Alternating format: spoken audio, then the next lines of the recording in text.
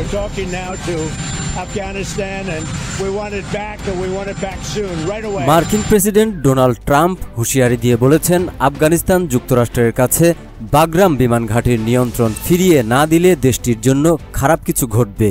শনিবার নিজের সামাজিক যোগাযোগ মাধ্যম ট্রুথ সোশ্যালে দেওয়া পোস্টে এমন হুমকি দিয়েছেন তিনি। এই ঘাঁটি পুনর্দখল করতে সেনা পাঠানোর সম্ভাবনাও নাকচ করেননি ট্রাম্প।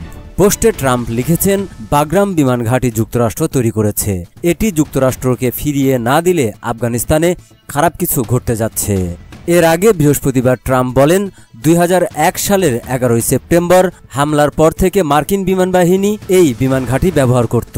এটির নিয়ন্ত্রণ ফেরত পেতে যুক্তরাষ্ট্র চেষ্টা চালিয়ে যাচ্ছে। শুক্রবার তিনি সাংবাদিকদের বলেন, এ নিয়ে আফগানিস্তানের সঙ্গে কথা হচ্ছে। 2021 সালে আফগানিস্তান থেকে সেনা প্রত্যাহার করে যুক্তরাষ্ট্র। এ সময় তালেবান যুক্তরাষ্ট্র সমর্থিত কাবুল সরকারকে উৎখাত করে এবং মার্কিন ঘাঁটিগুলো দখলে নেয়। আফগান কর্মকর্তারা তাদের দেশে নতুন করে যুক্তরাষ্ট্রের উপস্থিতি বিরোধিতা করছেন।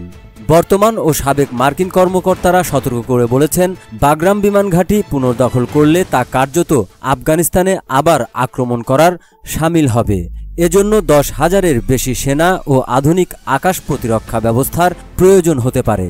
9/11-এর হামলার পর আফগানিস্তানে 2 দশক ধরে চলা যুদ্ধে যুক্তরাষ্ট্রের প্রধান বিমান ঘাঁটি ছিল বাগরাম। বিশেষজ্ঞরা বলছেন, ঘাঁটিটি পুনর্দখল করা হলেও সেখানে নিরাপত্তা নিশ্চিত করতে বিপুল জনবল প্রয়োজন হবে। তালেবান আলোচনার মাধ্যমে যুক্তরাষ্ট্রকে বাগরাম ফেরত দিতে চাইলেও আফগানিস্তানের ভেতরে আইএস ও আল কায়দা জঙ্গিদের হামলা থেকে এটিকে রক্ষা করা কঠিন হবে।